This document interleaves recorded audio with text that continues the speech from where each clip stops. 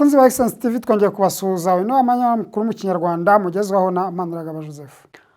Amakuru yacu uyu munsi reka tuyahere kwavugwa hano mu Rwanda.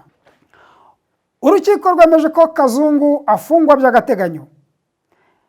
Imbaga y'abantu bari benshi ku rukiko no ku mpande zarwo. Kazungu yarategerejwe na benshi bafite amatsiko yo kumubona. Abavuga ko yabiciye babo bari ku rukiko, bamwe barira, umwe yinjiye mu rukiko abaza ngo Kazungu ari he? Abashinzwe umutekano bari hanze. Kazungu utari wambaye amapingu mu rukiko bahise basohora uwo mugabo kugira ngo adasagarira Kazungu cyangwa Kazungu nawe akamuhitana. Ku isaha ya saa 8 nibwo bamwe bageze ku rukiko, ikizere cyendaga kuraza amasindi. Bamwe bagiye gutaha batabonye Kazungu. Mu mitwe yabo no mu biganiro bagiranaga niko batekerezaga.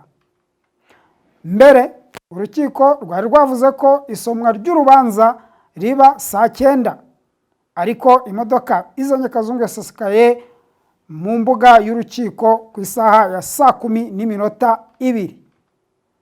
Induru ku rukiko iravuga, uruvunganzoka rwivanga n'abanyamakuru.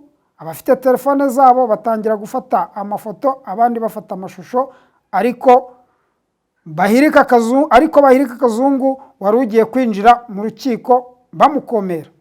Abacamanza babiri nibo basomye umwanzuro w'urukiko, babanza gusubiramo uko iburanisha riheruka ryagenze. Ubwo hari ku itariki ya 21 Nzeri 2023, Kazungu yaburanaga ifunga n'ifungurwa ry'agateganyo akemera ibyaha byose aregwa. Ibyo byaha 10 birimo ubwicanyi bukozwe ku bushake, guhisha umurambo no kushinyagurira, gukoresha undi mibonano mpuzabitsina ku gahato, iyicarubozo n'ibindi byaha by'ubugome. Umucamanza yabisubiyemo uko byakabaye. Yavuze ko Kazungu yiyemereye ko yishe abantu 14, babiri akaba yarabatetse amagufa yabo akayajanjagura agira ngo azimanganye ibimenyetso.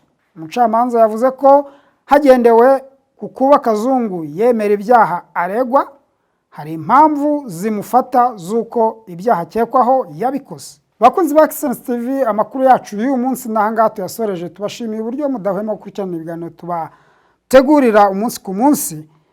Amakuru yacu nakagaruka. Murakoze.